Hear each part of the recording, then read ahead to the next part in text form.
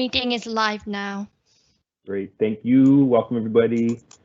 Tonight, February 16th, meeting of Halifax West Community Council.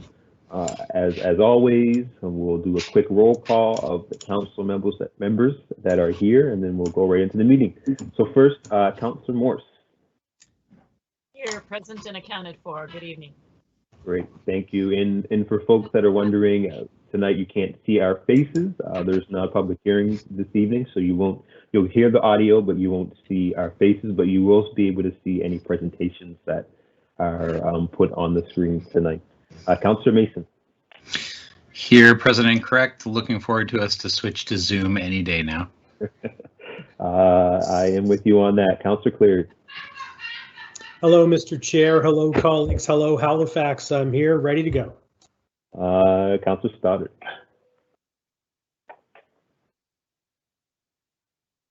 Good evening. And Councillor Cuddle.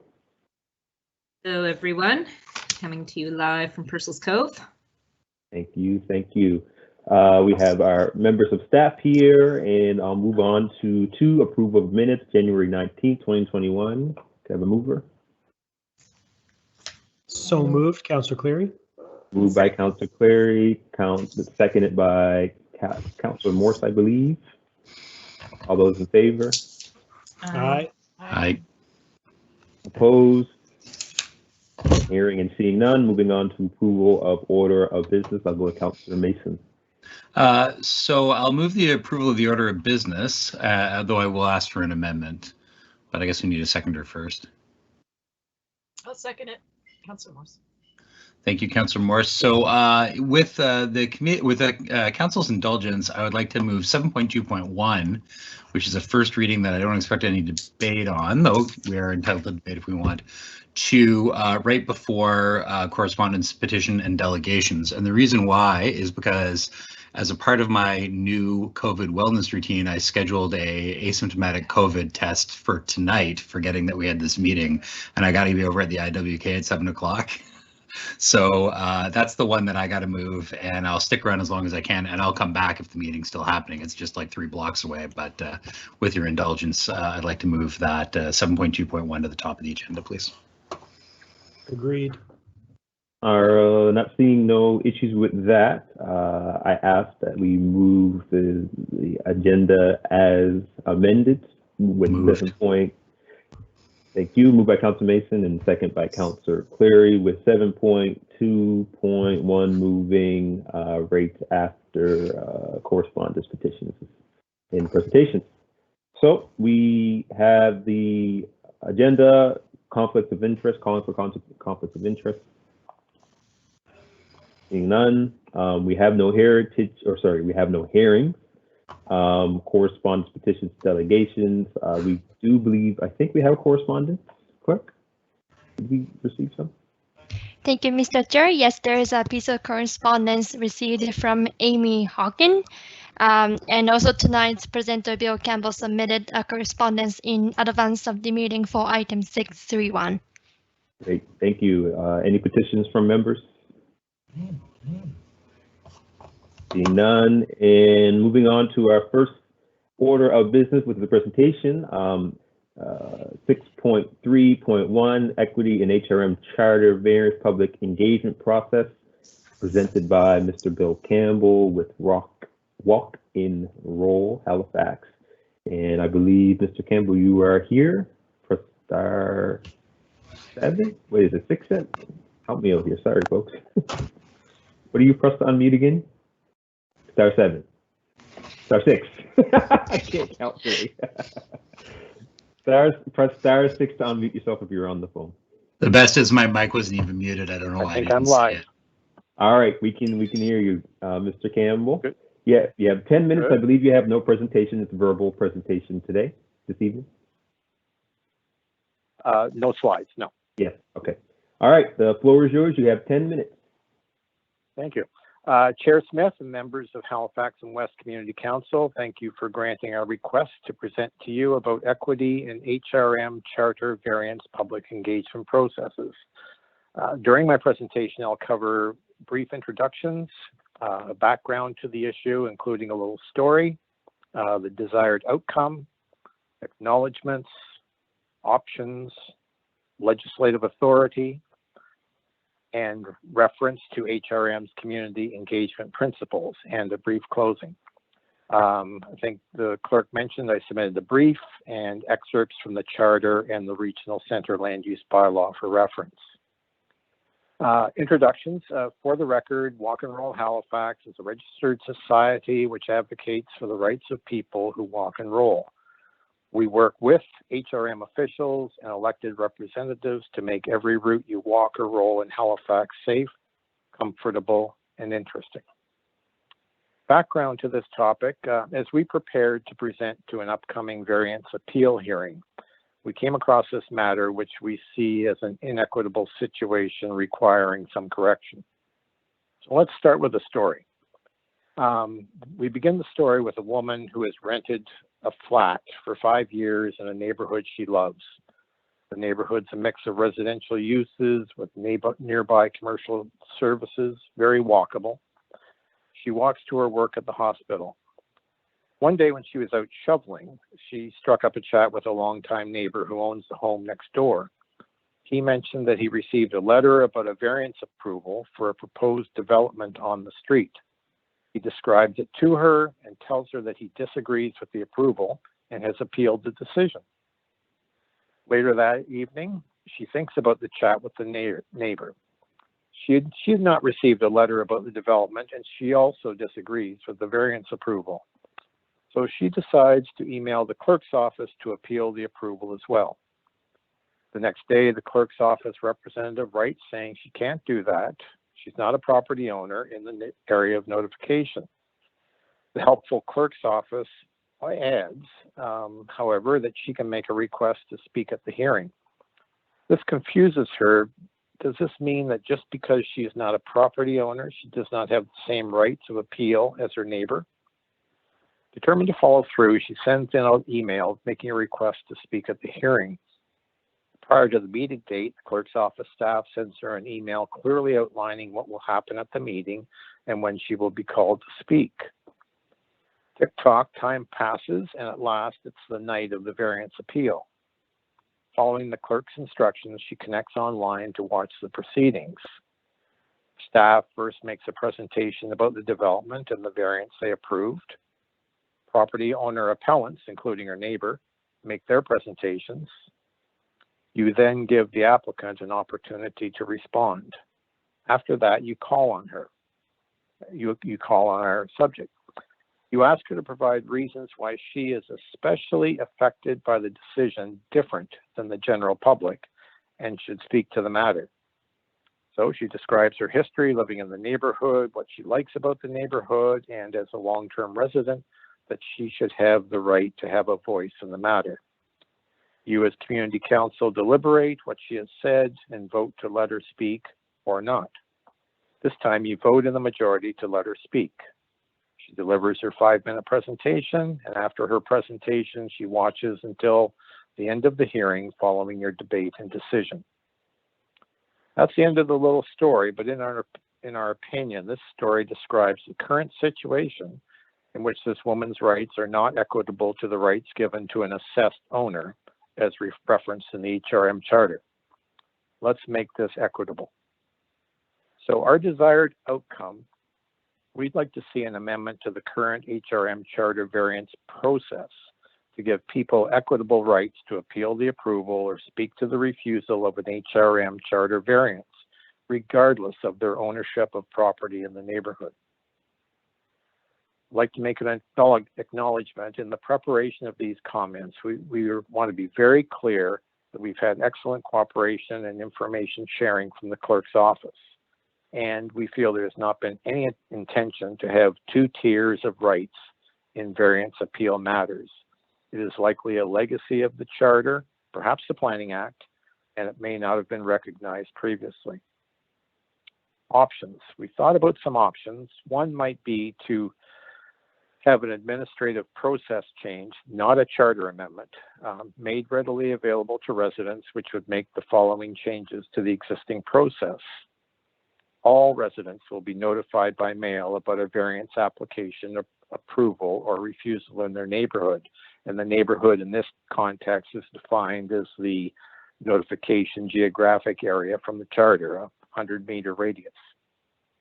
Residents in this neighborhood who are not property owners will be given the same rights as property owners and will not be required to request the right to speak to the variance, to provide reasons why they are especially affected by the decision different than the general public, and to be approved to speak by a majority of community councilors present at the meeting. And the residents in the neighborhood who are not property owners may appeal a variance approval or speak to a variance refusal. Another option may be to create an administrative order similar to the variance notification distance administrative order adopted 4 years ago to put a revised process into effect. We acknowledge that the HRM Charter applies to all community councils and regional council. We have directed this request to your Halifax and West Community Council because of the number of HRM Charter variants and potentially site plan variance appeals as you hear, and the potential impact to your constituents and meeting processes. From a legislative authority point of view, to the best of our knowledge, the Charter states what must be done for notification, appeal, presentation rights, and the like for a variance application, but it does not prohibit an administrative process which extends but does not conflict with those rights. We expect this same authority was practiced in the adoption of the variance notification distance administrative order, which extended the notification distance from 30 meters stated in the charter to 100 meters. Community engagement strategy principles. Our option to amend the HRM charter variance processes appears to be aligned with Council's community engagement strategy principles, 5 of them. Number 1, citizen participation is recognized as an asset, is valued and encouraged. Number 3, everyone potentially affected by the process has an opportunity to become involved.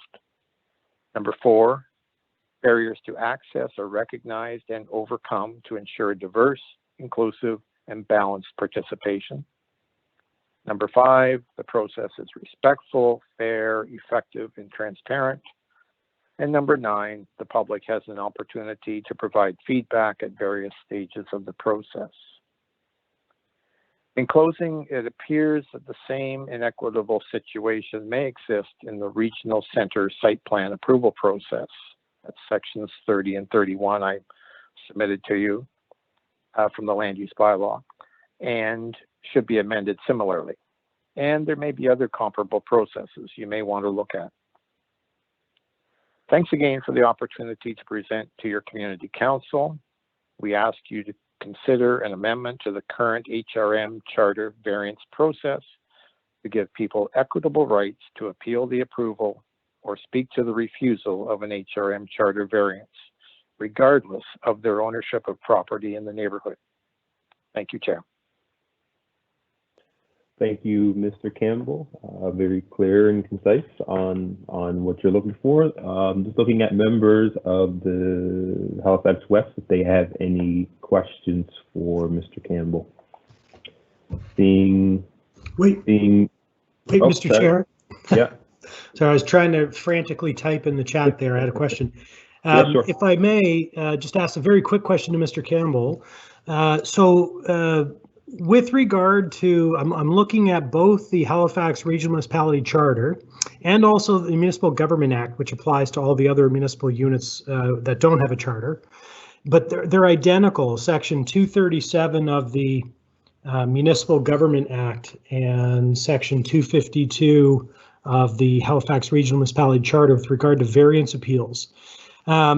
As various appeals and costs related to those, and I'm looking for other information in there, and it's very vague. But in your opinion, is this something that is specific to Halifax, or is, because charter changes, as you probably are well aware, as a planner, require the provincial government to make the change. It's not something, I mean, we could certainly request the change to the province, but any change, would you see it being specific to Halifax or something that provincial government would have to change to our charter and to the Municipal Government Act that applies to all the other municipalities that don't have a charter? Chair Smith through to the councillor. Good question, Councillor Cluett. I would really like this not to be a charter change, simply because that could go on forever. You have to request, the approval of the province and all that.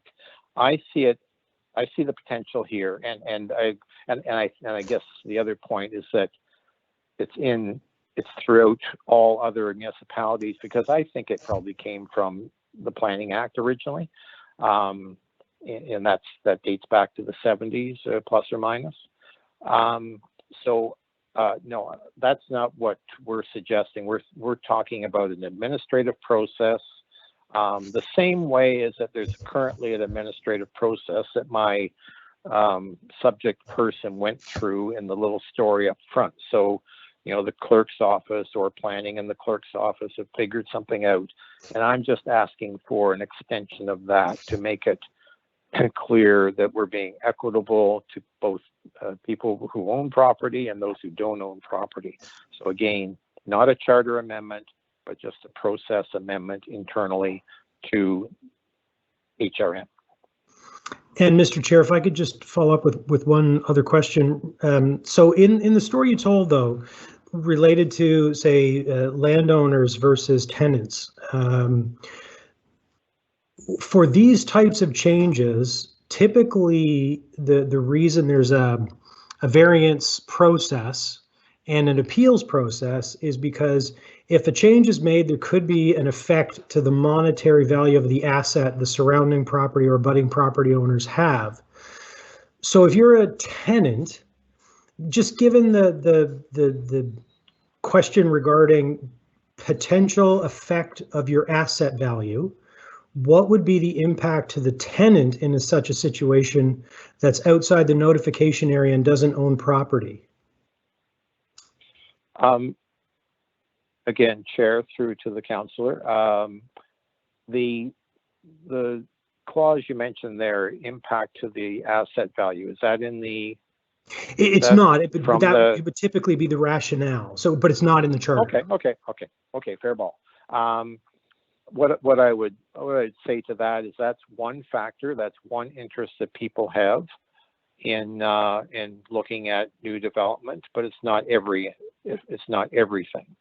And I think where the person who rents may not have that interest, they still have several other interests in terms of the quality of the neighborhood and the quality of their life. I appreciate that. Thank you, Mr. Campbell. Thank you, Mr. Chair. Thank you, Councillor Mason. Yeah, thank you. Thanks for bringing this to our attention, Bill. For my part, I can see entire neighborhoods in the center zones and the downtowns where there'd only be a handful of landlords owning all the property, despite the fact that there could be thousands of people living there. So this is something I will discuss with the clerk and look to bring forward a request for a staff report. I expect, as you suggested, it can be done administratively on our side, rather than get a charter amendment, because I do think that the charter is stating minimums rather than maximums. So, but we'll see if legal agrees with our optimism. Thank you. Great. Thank you. That was going to be my next question. If any of the council members felt that there was a need to follow up, but Councilor Mason, you brought that up. So thank you for that. And there's no other questions. So again, thank you, Mr. Campbell, for bringing this up. Appreciate you being here tonight, and I'm sure we'll hear from you again. Thanks, Chair Smith. All right, take care. So moving on, let me just get my agenda back up. All right, so going to item that has been moved up in the agenda. Actually, sorry, let me just make sure I'm not skipping anything. Nope. Moving on to reports, 7.2.1 case 23066 development agreement for 1029 Tower Road. Councilor Mason. Thank you, Mr. Chair. I move that Halifax and West Community Council give notice of motion to consider the proposed development agreement as set out in attachment A of the December 24th, 2020 staff report to allow a 3-story multi-unit residential building and commercial use on the registered heritage property located at 1029 Tower Road and to schedule a public hearing. I so move. Second, Councillor Cleary. Moved by Councillor Mason, second by Councillor Cleary. Anything further, sir? No, glad to see this chugging along. I thank the community for their patience in this matter. I look forward to having a public hearing on it. Thank you. Okay, great. Just give folks a second if they have any comments. Seeing none, call for the question. Questions? Question. All those in favor? Aye. We're having a party here at my house. I love it. All those opposed? Seeing none, that moves, or that passes. All right, going to 7.1.1, case 22709, first amending development agreement for Lennox Road, Halifax, and Cutler Cuttle. Yes, should I put the motion on the floor here? Yes, please. All right. So it is recommended that Halifax and West Community Council, 1, give notice of motion to consider the proposed amending development agreement as set out in attachment A to allow for a residential development on the lands at Lynette Road, Halifax, and schedule a public hearing. 2, approve the proposed amending development agreement, which shall be substantially of the same form as set out in attachment A. And 3, require the amending development agreement be signed by the property owner within 240 days or any extension thereof granted by council on request of the property owner from the date of final approval by council and any other bodies as necessary, including applicable appeal periods, whichever is later. Otherwise, this approval will be void and obligations arising hereunder shall be at an end. Councillor Cleary would second that, except I think it's just the first clause at this point that needs to be done up to the public hearing. Yes. That's good to know. No worries. The more the better sometimes. So that's second by Councillor Cleary, and I believe you have some comments, Councillor Cuttle.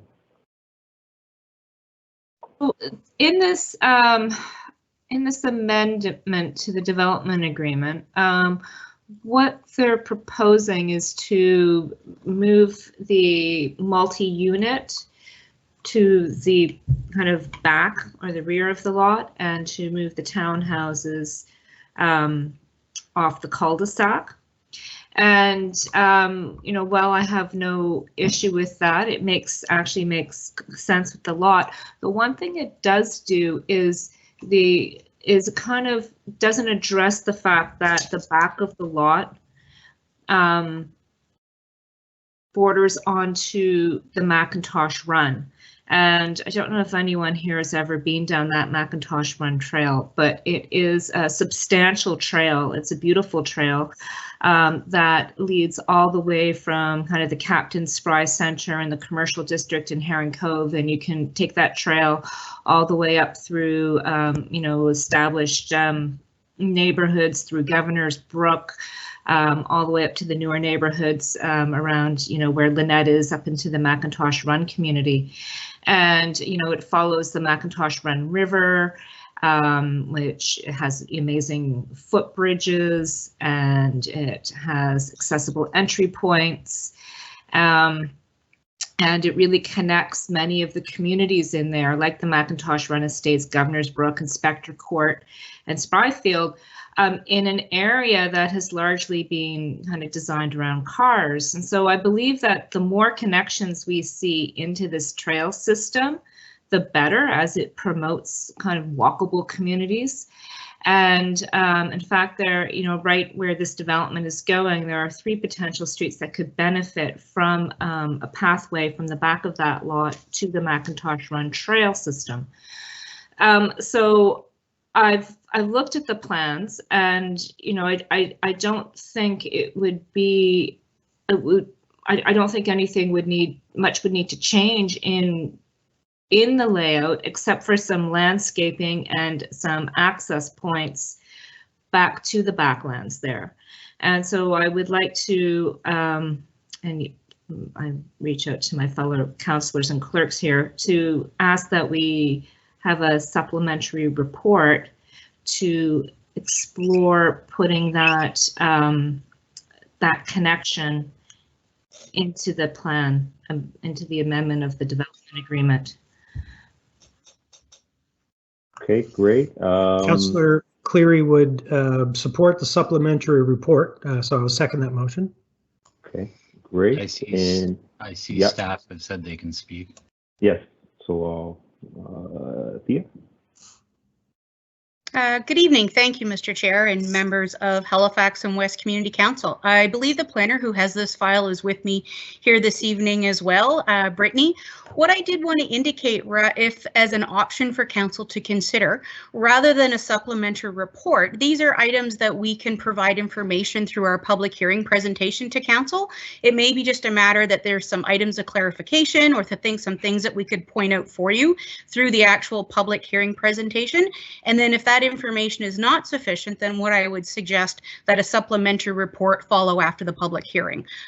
This suggestion would allow you to advance forward with the public hearing, see what staff has with regards to that information, and then you can make that decision at the public hearing stage in terms of whether or not you still think a supplementary is necessary. So thank you. That's great. So could it be something that's captured through the minutes, or would it be better to capture through the motion that for staff to address, or I can't remember the wording, but for staff to have this discussion before they come back or when they come back for the public hearing? Is that a possibility too? You know, Councillor, if I may, I think the information, Brittany and I are both hearing it. We can listen through the minutes. I think we have an understanding of what council might be looking for staff to follow up on. Okay. I think we can do that without any specific motion. Again, I think really it's whether or not council wishes to give notice of motion for the public hearing, and we will follow up with the details for you during the public hearing meeting. Okay, so I'm going to go to other members who asked to speak, and then I'll come back to you, Councillor Cuddle, and give you some time to think about that. And Councillor Cleary.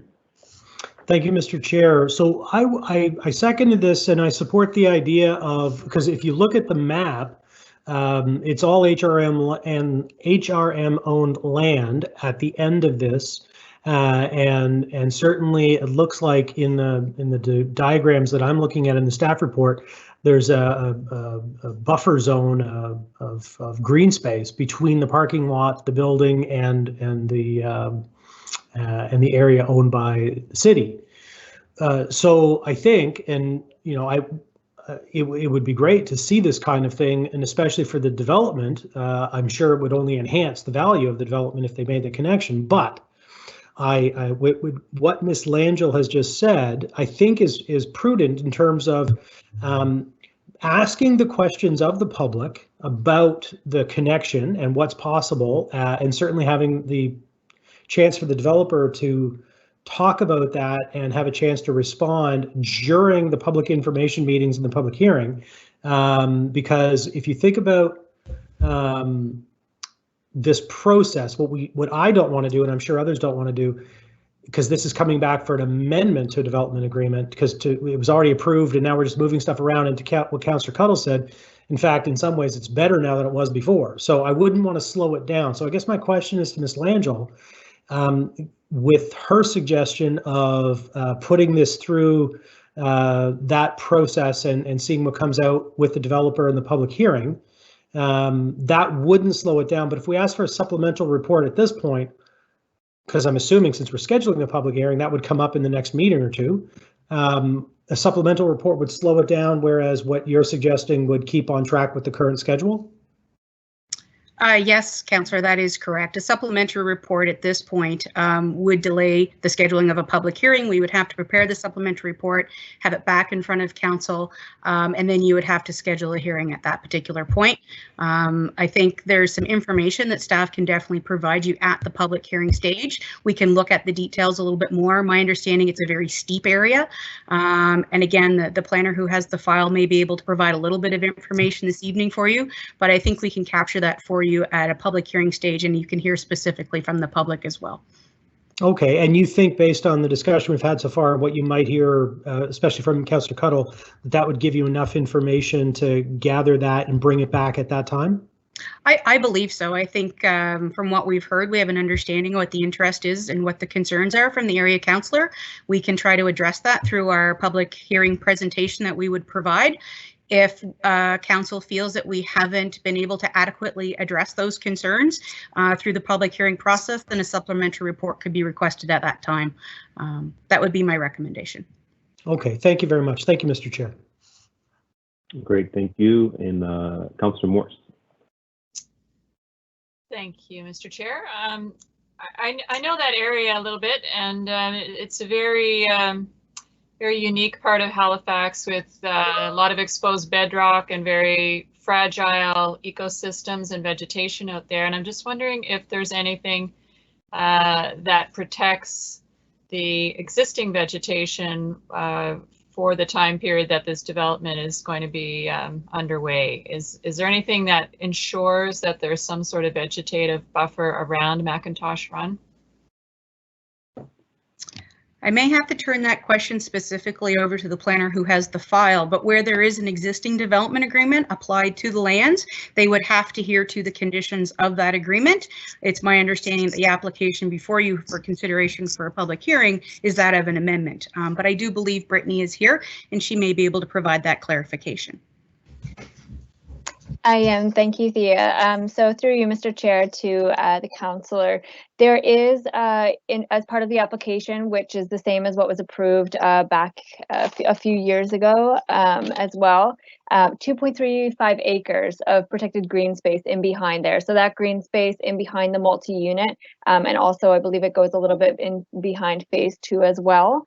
It is quite steep there, but 2.35 acres, so it is quite a large portion of that lot is protected green space where no development is to occur, and the trees and existing vegetation that is there is still required. Yeah. Okay, that's great to hear. Thank you very much. You're welcome. Okay, great. Councillor Cuddle, do you have anything further?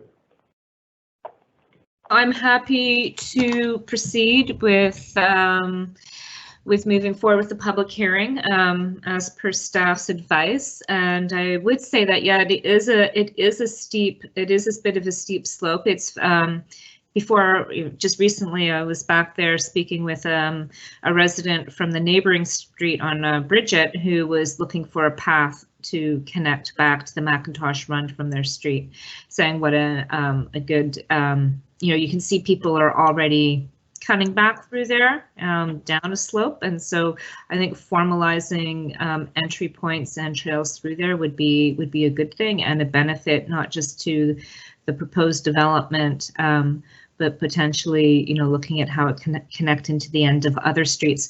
One of my biggest concerns is I'm seeing a lot of kind of spot zoning going on around here with no connectivity between the different developments. So whatever we can do to strengthen that connectivity, particularly in a way that promotes active transit and walkable communities, I think that we should look at. So I'm fine with moving forward with the public hearing. Okay, so then would you in the seconder be okay to, or be fine to pull this motion for the supplementary report? I will pull the motion for supplementary report. Agreed. All right.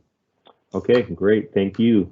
So we have the original motion on the floor, and it's captured in the minutes the information that you're looking for, Councillor Cuddle. So when we get to the hearing, staff has acknowledged that they will address that. So if there's no further comments, I call for the question on this item. Question. Great. Question McCall, all those in favor? Aye. Aye. All those opposed? Seeing none. All right. Moving on. Thank you, staff. Very helpful. Moving on to 7.1.2, case 22051, development agreement for service station at 1656 Prospect Road, Hatchet Lake. And I believe this is Councillor Stoddard. It's Councillor Cuddle again. Councillor Cuddle. All right, got it. Cuddle. Thank you. Thank you. I read both of them this time? Yes. Okay. It's like tricks. Okay. I move that Halifax and West Community Council 1 approve the proposed development agreement, which shall be substantially of the same form as set out in attachment A of the staff report dated February 3rd, 2021 to enable a service station with an accessory convenience store and drive-through restaurant at 1656 Prospect Road, Hatchet Lake. And 2, require the development agreement to be signed by the property owner within 240 days or any extension thereof granted by council on request of the property owner from the date of final approval by council and any other bodies as necessary, including applicable appeal periods, whichever is later. Otherwise, this approval will be void and the obligations arising hereunder shall be at an end. Second, Councillor Cleary. Second, Councillor Cleary. Any comments, Councillor Cuddle? Yeah. I mean, I think this is the first time I've come across agreement that has been where the Halifax and West Community Council, I'm guessing this happened before I was on council, voted against this, and then it got overturned by the UARB. And now we're in a situation where we have to move forward and approve this because legally we can't do anything else at this point. And my comments are that in general, I am not in support of this proposal. I understand my legal obligation here, but you know, it'll be the 4th gas station recently built along Prospect Road. And you know, it's what I find problematic is that, you know, the type and form of development that is occurring along this road is really based on an outdated municipal planning strategy. This road is a very special road. In 2019, over 700,000 visitors to Peggy's Cove traveled down this road. There's a real need for a plan update in this area, and what I would eventually like to see is a master plan so that as development comes up, there is a more cohesive vision for the area as a whole in which the community has had an opportunity to participate in shaping that vision. But as it stands now, without an updated plan, we have little or no say about the development that happens there. We have no grounds or room if the proposed use reasonably fits with the municipal planning strategy. So based on that, I guess begrudgingly approve this motion. Can everyone still hear me? Yep. Okay, I can't see the chat or mute or unmute myself for some reason, but you can hear me, so that's the main thing. I won't touch anything, I guess. So Councillor Cleary, I believe, was the last person I saw before my chat disappeared. Sure. Was there a seconder on this? If no, not, sorry. I will second. Okay, sure. Yeah, thank you. So I guess my question was to legal staff, and I understand our lawyer is not with us this evening. Right, yes. So Ms. Langell indicated she might be able to answer, but without our lawyer providing legal advice, I may actually have to seek to defer this. So this is an interesting one. We did deny the application when it came in. And it did. The applicant took it to the UARB and it was overruled. So here's my question for legal or our planner. Why is it here? Like, if we've been overruled, why do we have to vote on it again? And what would happen to us if we voted no again? I actually had that question during the agenda setting, so I wonder if anyone that's here is able to answer that. Thank you, Mr. Chair. Through to council, I will try my best, but I thought I had at least the answer for the first part. I'm not sure if I have an answer for the second part. When a decision of a community council is overturned by the board, it is required that the community council then make that decision based on whatever the board order would be. So the board has found that the decision of council is not reasonably consistent with the intent of the municipal planning strategy, and that's outlined in their decision that they had rendered. And community council is directed by the Nova Scotia Utility and Review Board to approve the development agreement. We cannot get the development agreement to be signed and registered until the action of approval is done by council, and council has been directed to do so. I believe legal would tell you that you really don't have another legal option because you have been directed by the board to make that decision. Your decision has been overturned. Yeah, so I guess, so here's the weird thing. So when, for example, I mean, when we do these kind of things, it's often quasi-judicial. So in a judicial environment, if a higher court overturns the decision of a lower court, it's just automatically overturned. It doesn't go back to that other judge and they have to re-decide. But they're asking us to re-decide. My position hasn't changed. So I will need, and I guess I'm going to move to defer, which is always in order under our administrative order. I'm going to move to defer this to the next meeting and request a supplemental report with a memo from our legal staff citing the specific charter section and legal precedents that would force me to vote a different way than I voted the first time.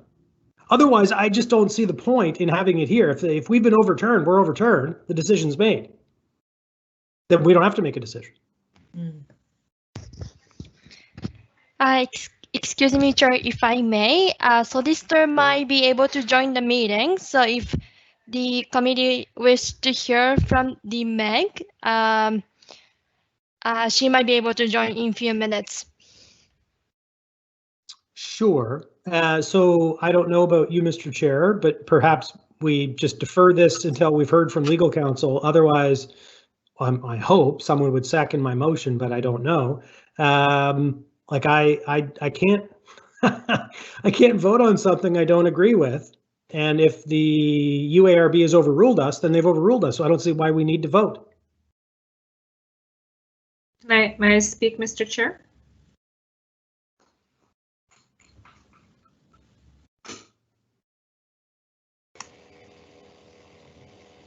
We lost our chair.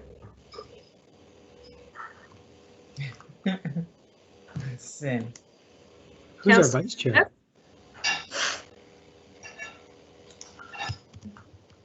Who is vice chair? I am vice chair, sorry. So Lindell's still in the meeting, but he's muted according to the list here. Okay, well, I suggest that Councillor Cuddle comment as indicated in the chat. Way to go, Madam Vice. Yeah, I see. Meg McDougall is here, but you know, to your point, Sean, I did call for a legal opinion on this earlier today. I'm back. Hello, Mr. Chair. And essentially was told that we can't say the UARB is wrong in law and that this is just a process that we're going through. But I would second your request for a supplementary report because I do think it's important to understand what this process is legally. And if we don't have any notes on that, like we didn't have any notes, and that's why I had to call.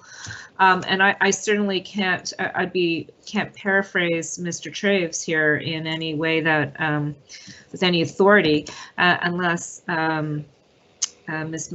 McDougall has anything to add. But I do agree it would be really helpful for us to understand the legal process here. Really quickly, and I'll pass it on to Meg, who's able to join us. If I open the chat, my computer I lose all. Hello? Oh my gosh, my computer's freaking out today. This is the new, I got the new tablet and I'm having lots of issues. Anyway, so if I look at the chat, I lose all my buttons. So just yell at me if you want to speak on items, because I can't, or text me, but I can, if I open the chat, then my computer goes a little wild. So Meg, please and thank you. Sorry, I'm just signing on here, so you'll have to give me a background on what agenda item you're on and what the question might be. I'm coming in fresh. Sure, Councilor Cleary. Thank you, Mr. Chair. So my question was, if the UARB has overruled Community Council on the, I'm just looking on our agenda here for the item number. It's item 7.1.2. Development agreement for case 22051, 1656 Prospect Road, Hatchet Lake. So if the UARB has overruled Community Council on this, why do we even have to have a vote on it? I haven't changed my mind on it. I, unlike the UARB, don't think it fits our, and obviously I disagreed with staff in their staff report originally, don't believe it carries out the intent of our municipal planning strategy. So I haven't changed my mind.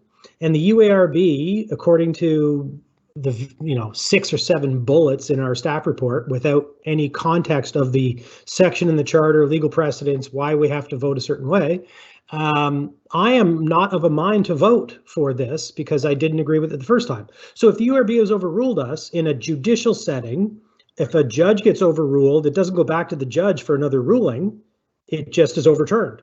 So why is it here with us? What if we, and here's another question, what if we vote it down again? Yes, through you, Mr. Chair, to the councillor.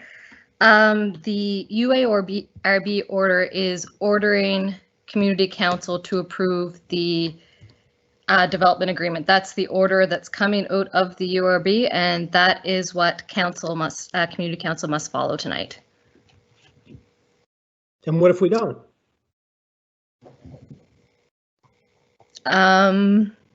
Through you, Mr. Chair, to the councillor, I believe the correct process for appealing, you would have to go through the, pursuant to the charter, only the CAO could allow the appeal, so you would have to go through that and you would have to be appealing the decision.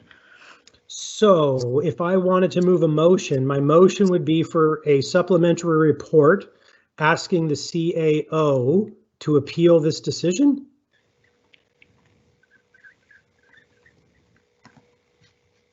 I believe so. I'm just looking up an email from another solicitor here. Just one moment, please. Sorry, I'm coming into this late and just catching up. No worries. So just for future, this is obviously the first time in 4 and change years that I've seen a UARB decision that's overturned us. Traditionally, they're accommodating to the decisions of councils. And this is the first one they've overturned. So it's new to me. It would be helpful if accompanying the particular staff report, instead of like 6 or 7 bullets on a chronology of when it went to them and them telling us, if it also included just a couple of pages on sort of the legal process and how we have to follow it and what we do if we don't agree with it.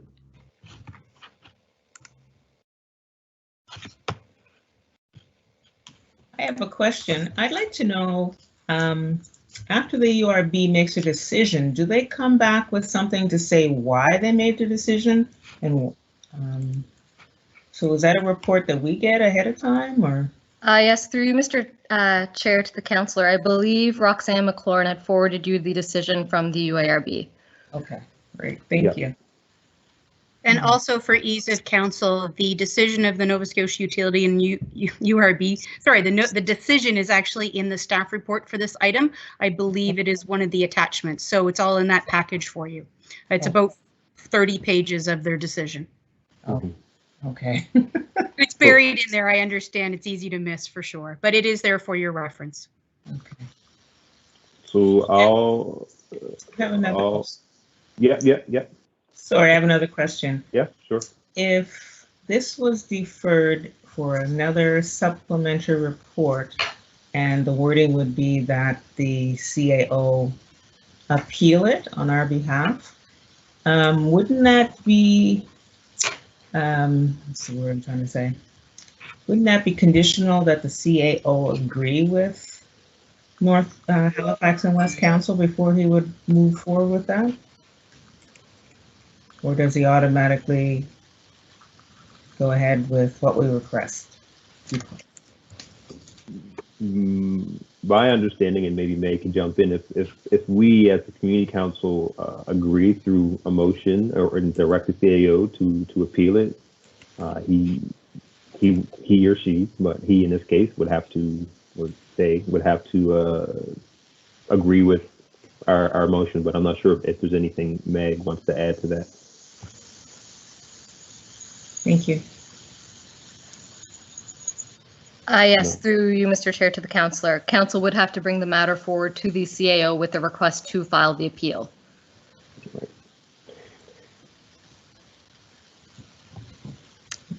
And okay. If legal, so legal would have to make an application for a stay of the board's order and council approval of the DA until the decision on the appeal. Right. So really quickly before I go to other members, so I don't want us to get too bogged down on this, because really I think all, in Councilor Cleary, jump in if I'm misreading you, but really it's information. You want to, for us, because I had the same question, like the decision is there, and the reason why they feel that they didn't have to agree with the community council and overturn a decision, but what I did not see is the legal process in sections in the charter and administrative orders and whatever it was that says that this has to come back. And that, to me, it seems like Councilor Cleary, you're saying, sure, they've agreed with us in many other cases, but there's no clear understanding of why this has to come back within the staff report. Is that kind of the biggest issue you have right now with this, Councilor Cleary? Thank you, Mr. Chair. So yes, that is part of it. So there's two parts. There's one, the sort of legal process and options, like what is available to us. Because if we're here for a vote, one can assume we can vote yay or nay. Otherwise, there'd be no point in a vote. It's just overturned and it's already a done deal.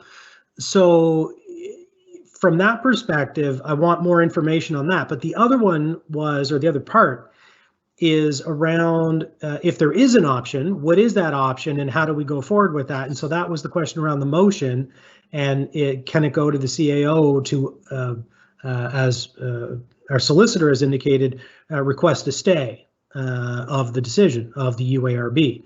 And so if that is a possibility, then I would like to pursue that possibility.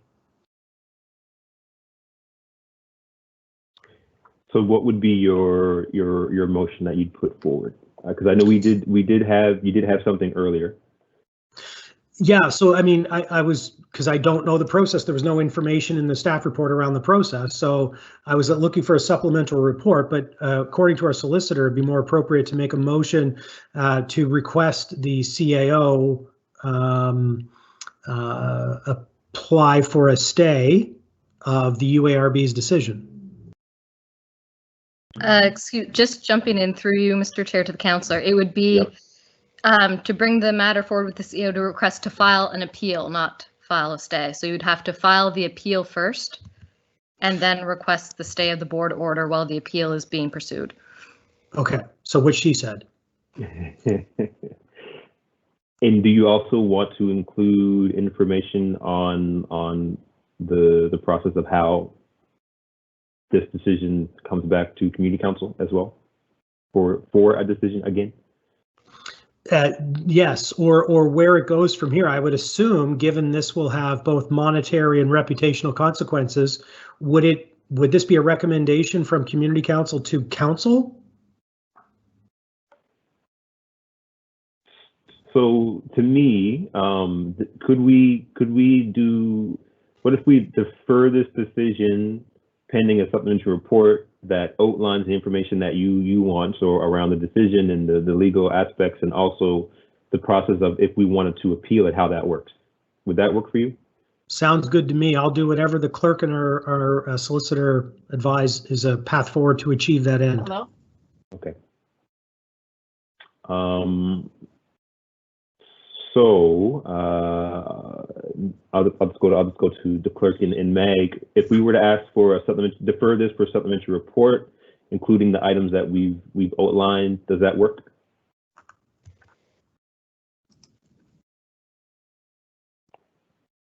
Yes, Mr. Chair. Okay. Okay. So again, I can't see, I'm going to try to look at the chat. My computer might explode. So if I leave, it's just Councillor Morse, please take over. Let's see what happens when I do this. Yeah, I can't see anything. Actually, I've got it here, Mr. Chair. There's nothing there. There's now a draft motion that our clerk has put in there, which says, I'll read it to you, that item 7.1.2 be deferred pending a supplemental report with memo from municipal solicitor indicating specific charter section that force the community council to vote in different ways from what is recommended in the staff report. Although I think maybe what our solicitor indicated is slightly better wording. Mr. Chair, it's Alicia, if I may. Yep, sorry, I have to leave and come back. Just, Councillor Cleary, so if you were to defer the decision until such time as a supplemental staff report is received outlining the legal impacts of the decision associated with the the legal impacts associated with the decision of the UARB and the process of appealing same. Does that sound? That sounds good. Okay. Okay, great. So we have a motion and the mover is happy with that. Do we have a seconder? I'll second it. Thank you, Councillor Morse. What I'll just do, because I can't see the chat, I'll just go through the members of council, and if you have any comments, you can just speak then. Councillor Morse, do you have any comments? No, I'm just much more comfortable deferring this until we have a bit more information about the implications of the decision. I think that would be the better way to go. Okay, great. Councillor Cleary, who is the mover, and I believe there's nothing else you want to know. Okay. Councillor Studdard.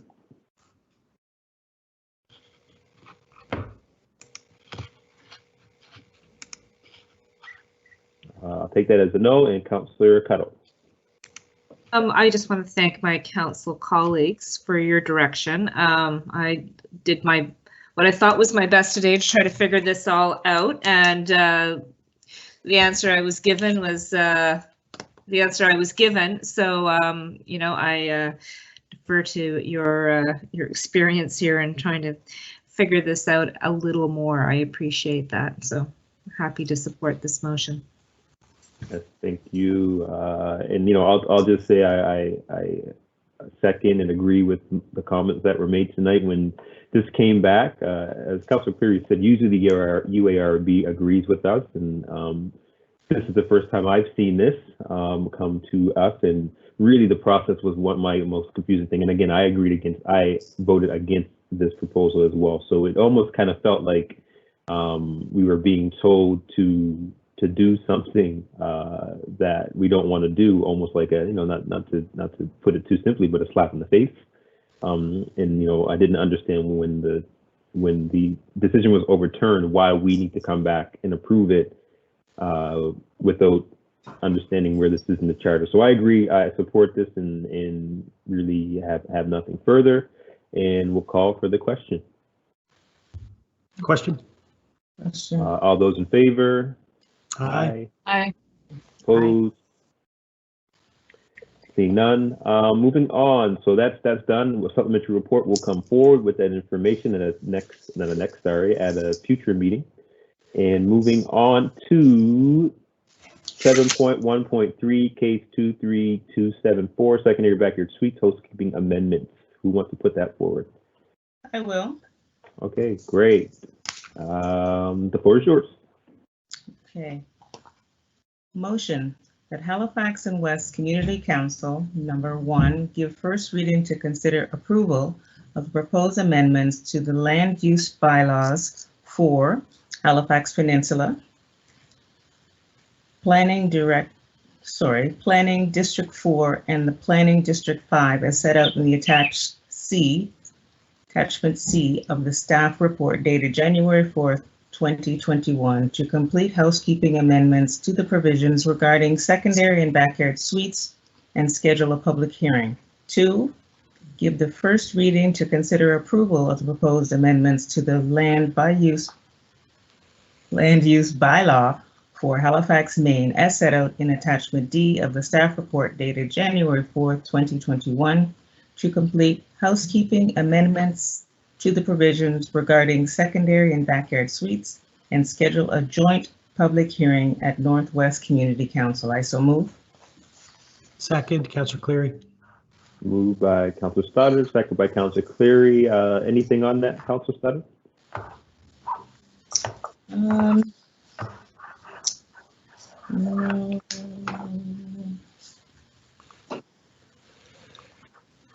I had one question. Is this when you, okay, this is only for the peninsula. It's not for the outside, the downtown core. Is that correct? Who's here from staff to answer that question? Hi there, Megan Dalton, Planner 1 with Regional Planning. I can speak to that. So through the chair to the councillor. So we already had the amendments approved for secondary and backyard suites across all of HRM, and we found some typos and missing references and that we just needed to correct. So there are a few errors that are being corrected. So in Halifax Peninsula, Planning District 4 and Planning District 5, and then Halifax Mainland land use bylaws. Okay. So when you say HRM, you're talking about the peninsula. No, so it's across the whole region that the amendments were applied, but we found a few mistakes after the fact that apply to these 4 different land use bylaws across in different parts of the community council area. Okay, great, thank you. Thank you. And just going down the list, Councillor Morse. No questions, thank you. All right, Councillor Cleary. No questions, just incredible that our staff have such eagle eyes as to catch things like a missing and here or I'm trying to remember what some of the other ones were. They were pretty microscopic, but obviously from a legal context, where, you know, if you don't have an accept, that could be huge. So good job for you guys. And I mean, I support all of these housekeeping amendments. Agreed. Councillor Cuttle. Yeah, I support all of these housekeeping amendments as well. And thank you to whoever did that, because I went through the list and yes, painstakingly accurate would be the words that come to mind. So good job. All right, and again, I echo that as well. Thank you, staff, for this, and really happy that we're at this point talking about secondary and backyard suites. So with that, call for the question. Question. All those in favor? Aye. Opposed? Seeing none. All right, we already dealt with 7.2.1 heritage from the Heritage Advisory Committee, and we don't have any in camera. So the date of our next meeting is March 30th, 2021. and I ask for adjournment. I'll adjourn. Great, thank you. See you colleagues tomorrow for budget, and thank you staff for your work tonight, and Meg for jumping in and helping out when we needed you, and have a good rest of your evening. Good night, Thank everyone. you, colleagues. Thanks. All right, bye-bye. Thanks. Good night. Good night.